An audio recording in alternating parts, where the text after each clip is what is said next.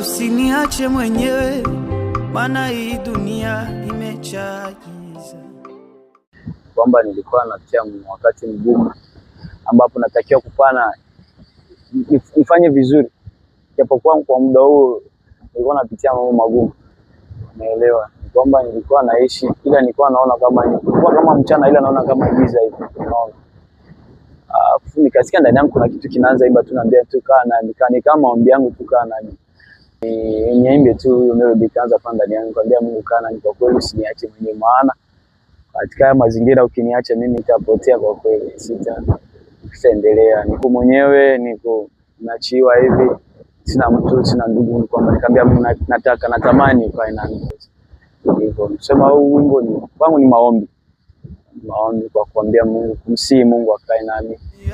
Imejaa giza, ozalilipa nanga ya tongo, lisungi nanga tango iso, papa kotika ngai teo. Ozalilipa nanga ya tongo, lisungi nanga tango iso, ni kusema na maanisha kwa katika mazingira nikamwambia Mungu, nataka uwe mkate wangu kwa kila siku asubuhi nikiamka. Nilikuwa kwenye fungo la siku 3 kavu, alafu ilikuwa siku ya mwisho na karibia kufungua, ndo nikafanikiwa kupata hiyo melody ya wimbo. Sasa nikasema hiyo Ozalilipa nanga ya tongo nilishindwa namna kuimba kwa Kiswahili, ndo nikasema labda niimbe kwa Kikongo Lingala, ndo nikaimba Ozalilipa nanga ya tongo, isungi nanga tango iso, papa kotika ngai teo, Yesu zalande pole nanga, mina nanga na moli, kona bunga na mokili teo.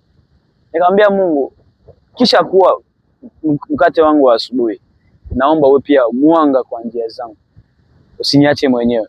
Tukiwa wote sasa, nataka uniangazie mwanga wako. Ni kwamba neno la Mungu nasema neno lake litapa miguu na mwanga kwa njia yetu. Tukamwambia Mungu, kwa kweli sadangu tatoka wapi? Sadangu anda meza mbele yangu, machoni pa watesi wangu, umenipaka mafuta baba. Kwa kweli kuna sehemu fulani ambayo nilimba, ninainua macho yangu juu nitazame milima, sadangu tatoka wapi? Msadangu ni kwako Bwana, uliyezifanya mbingu nazo nchi. Ni kwamba hicho kipande mimi nilikuwa sijakitunga hata. Nilikipata nikiwa studio. Tulikuwa na producer hapa, akaniambia pasa, mbona ni kama hapa kuna kosa kitu.